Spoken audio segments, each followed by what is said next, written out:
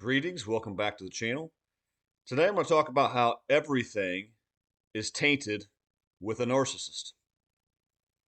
Yes, it is. Everything. You guys already know what I'm talking about if you're watching this video. um, One of the amazing things about these creatures is that they simply won't allow things to be good. They cannot do it. It's like they're programmed, and really they are. But they're programmed to suck the joy and the enjoyment out of everything and every situation. Yes, you do get breadcrumbs of hope. You get some times where it's good and you're like, "Oh yeah, this is great." Just a little bit, it's very strategic. And I'm talking about after the love bomb, which I just talked about the love bomb in the last video if you want to check that out. After that, whenever they show back up as the person you were first introduced to, it's just for little spurts, little brief moments, just to keep you dangling, just to keep you on the hook, so that that person you saw at the beginning shows up just intermittently, just here and there, and so it sends your mind spinning because you're like, who? There they are. Wait, that's who? Oh, bad behavior again. This is what they do. So they won't allow things to be good. They're programmed for chaos.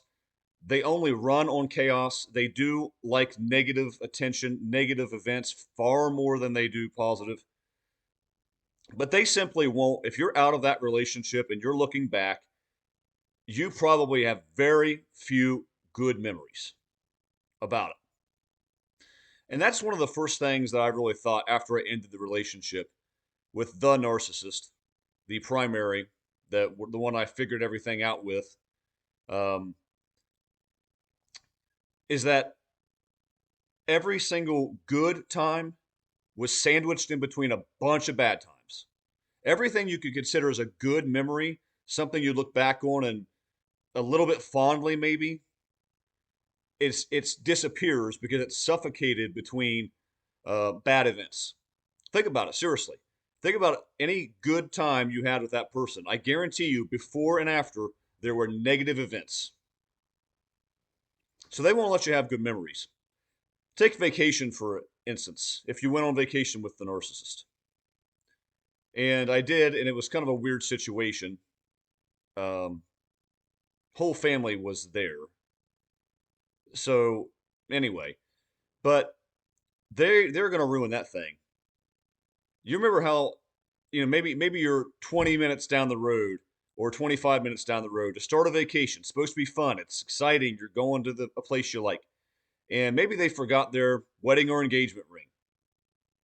And they go, "Oh shoot, I forgot my engagement ring." And why did they do that? Did they really forget it on accident? No. Normal people might, not the narcissist. They strategically planned that so that 20 minutes in, when you're just far enough down the road where you really don't want to turn back, they threw a wrench into the trip already. Because now they're going to be parading around the entire time down there looking single, which is their plan. And when they get down there, they're probably going to act single. If they have pictures with you, they're probably going to move just far enough away in the pictures where they can crop you out later on. And that's how they get new pictures for their next dating app profile or to ensnare the next person. Um, think about the ways they complained about your driving. They love to complain about your driving because everyone's a terrible driver except the narcissist. So you're going too fast. Why didn't you turn there? Why didn't you tell us this was there? Why didn't you? So they're going to do that. Decent chance they're going to complain about the hotel or wherever it is you're staying to some degree, at least in some ways, even if it's just small little jabs. The beds are a little too small, or the bathroom has stains in it, or there's always something. The restaurants, yeah, they're going to complain. Even if even if the food looks really good, they're going to complain that something's wrong with it. The activities, you might be doing all kind of things, and it's we're not really doing anything. I wanted to do this. I told you I wanted to do this. This is my vacation too. These are the kind of things they do and say. Some of these things happen to me, some of them have not. Some of them I've just heard from other people, some of them I experienced. But the point is, these are the things that they do. Maybe you were out somewhere and it was day three, maybe, and they didn't like the way something was going, and they decided, I'm just going to leave you here. And they went off and did their own thing. And you had to hitch a ride with somebody else in your family because they just wanted to throw a fit. And maybe they went back to the hotel and they packed their bags up and said, I'm done. When we get home, this is over. And these guys, these are the things that the narcissist does. They're so you're going to look back on that vacation and wish to God you had never gone. And for some of us, that might have been a straw that broke the camel's back. Um, how about, I did not get married to the narcissist, thankfully. Many of you, unfortunately, did because they're con artists and they sucked you in before you got to the bottom of the truth, which is why I say take your time. I mean, like always. We know that now. Lessons learned, right? The hard way. Take your time with anyone you meet because you don't really know who someone is for a while till you've seen them in different situations. Also, don't ever get married quickly. Don't do it. If you got married quickly and it worked out, you got lucky. You just got lucky because you didn't get to see what that person was like in situations and over the course of time. So, anyway, maybe your wedding night, um, everything was good until you got married, and then a side of them came out instantly. I've heard people have shared with me stories of their wedding night, the day they got married. All of a sudden, a completely different person came out they'd never seen. Imagine the horror of that, of sitting there looking at a person you just married, thinking, "Oh my gosh, what did I do? What did I get myself into?" That's terrifying. That's so scary. It happens. But they're going to blow up that. Probably going to blow up elements of the wedding.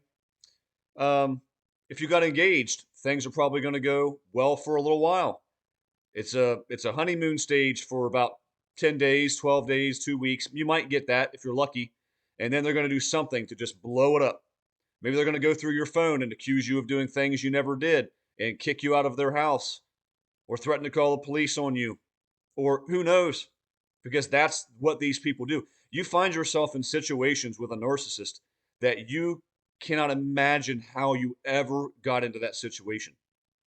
Because you think, a person like me or you, how did we end up in a scenario this incredible, this chaotic? I mean, am I going to get in trouble with the law for something that never happened am I going to lose my job because of this person? Who, I mean, these are the things you have to deal with. Everything is tainted.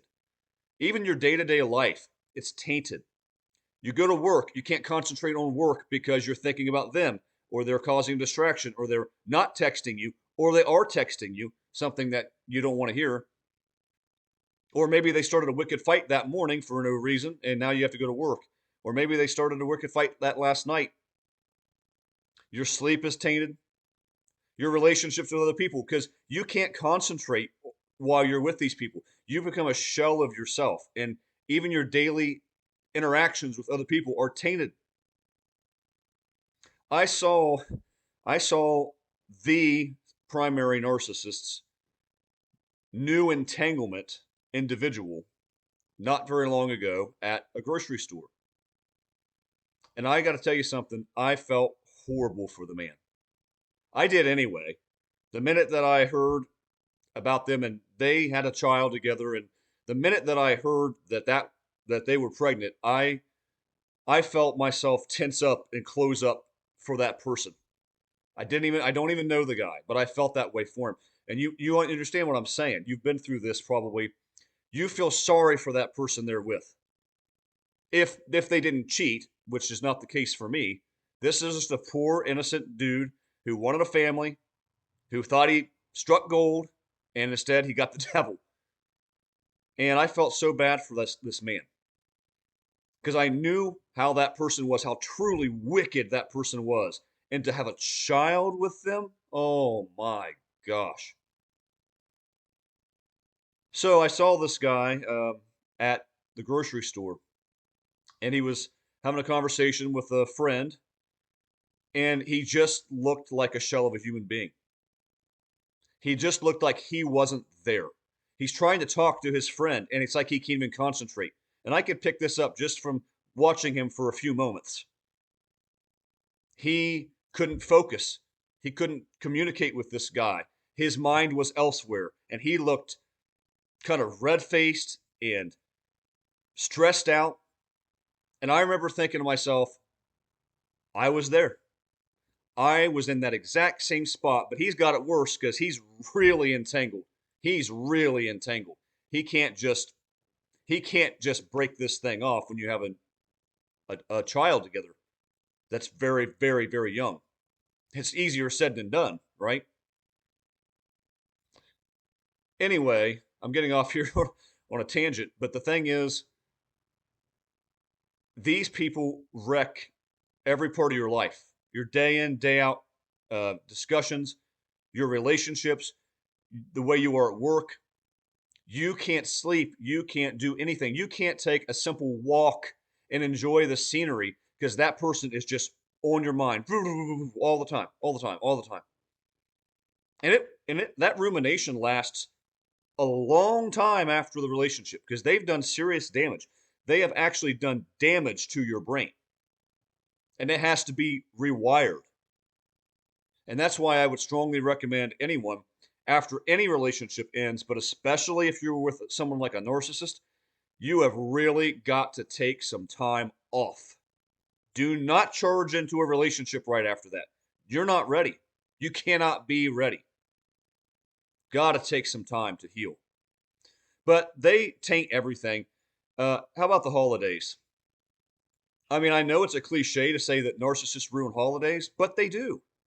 That was my experience as well. Whatever it is you planned on doing, you just waited. You just knew it was coming. What are they going to do this time? And I only got really about a year around of the holidays. Every holiday, pretty much for a year. And every one of them was blown up. Thanksgiving was blown up, Easter, Christmas, even like Memorial Day. Every one of them. And you just wait to see what's going to happen. Is it going to be a wicked fight that they just set things off? Are they going to just stand the whole family up and not come to anything? Are you going to get a text that morning that says, well, you never told me what time it was, so I'm going to sit this one out. And then you have to explain to your whole family why the person you're with isn't coming again. And you got to make up excuses for them. Or you blame yourself and say, I did something stupid. When you didn't, it was them. These are the situations they put you in. You have to explain to your child or your kids if you have multiple, well, why this person isn't coming. And you got to hide it because once you let the cat out of the bag that things are bad and everyone knows, you can't really put that back in the box, right? So how long did you hide it and pretend it was good? You all did it. Don't tell me you didn't do it. We all did it. So no matter what you're dealing with these narcissists, every single thing is going to be tainted. You cannot look back and think that was a really great period of time. That was awesome. Because then you start to think, wait, they started a fight before that. They triangulated me with that person. They ghosted me. Yeah, never mind. Any good time is diminished. Any good time disappears from the weight of the relationship and all the chaos that surrounds it. Everything they do is to throw you off. And guys, they cannot function in stability. They can't. This is one reason why of a million. If you think the narcissist went off or will ever go off and have a good relationship with somebody, if you think it's possible at all, I'm here to tell you it's not.